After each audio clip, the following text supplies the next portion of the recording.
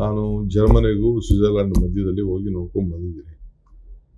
Sharavati pump store ಇಂದ ಯಾರಿಗೂ ಏನು ತೊಂದರೆ ಆಗಲಿಲ್ಲ. ಜಸ್ಟ್ ಒಂದು 100-200 ಎಕರೆಯಲ್ಲಿ ಒಂದು ಸ್ಟೋರೇಜ್ ಪಾಯಿಂಟ್ ಮಾಡ್ತಾರೆ ಅಷ್ಟೇ.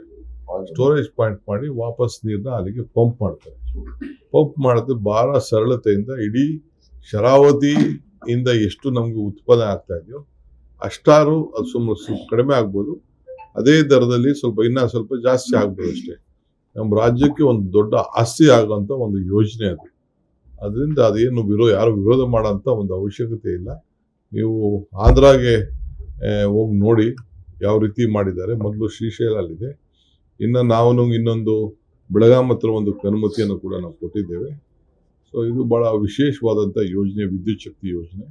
20,000 ಕೋಟಿ ರೂಪಾಯಿ ಈಗ ಫ್ರೀ ಕೊಡ್ತಾ ಇದ್ದೀವಿ. 20,000 ಕೋಟಿ ರೂಪಾಯಿ ಪಂಪ್ ಸೆಟ್ಟು ರೈತರಿಗೆ ಫ್ರೀ ಕೊಡ್ತಾ ಇದ್ದೀವಿ. ಈಗ ಜೊತೆಗೆ ಲಿಫ್ಟ್ ಇರಿಗೇಷನ್ ಸ್ಕೀಮಲ್ಲಿ 3,000 ಕೋಟಿ ರೂಪಾಯಿ ವರ್ಷಕ್ಕೆ ದುಡ್ಡನ್ನು ಕಟ್ಟಬೇಕೀಗ, ಎಲ್ಲ ಪಂಪ್ ಸ್ಕೀಮ್. ಆಮೇಲೆ ಈಗ ಎಲ್ಲರೂ 200 ಯೂನಿಟ್ವರೆಗೂ ಫ್ರೀ ಕೊಡ್ತಾ ಇದ್ದೀವಿ. ಇದೆಲ್ಲ ಎಲ್ಲಿಂದ ಬರ್ಲಿಕ್ಕೆ ಸಾಧ್ಯ? ಇವೆಲ್ಲ ಸಹಕಾರ ಕೊಡೋದು. ವಿರೋಧ ಮಾಡೋದು ಮಾಡ್ತಾರೆ, ಏನು ತೊಂದರೆ ಇಲ್ಲ, ಪ್ರತಿಭಟನೆಗಳು ಮಾಡ್ತಾರೆ. ಹಂಗಂತ ನಾವು ಅಭಿವೃದ್ಧಿ ಕೆಲಸಗಳನ್ನ ನಿಲ್ಲಿಸ್ಲಿಕ್ಕೆ ಸಾಧ್ಯ ಇಲ್ಲ. ಜನರ ಕಲ್ಯಾಣಕ್ಕೋಸ್ಕರ ಆ ಯೋಜನೆಗಳನ್ನು ನಾವು ಮಾಡ್ತಾ ಇದ್ದೀವಿ.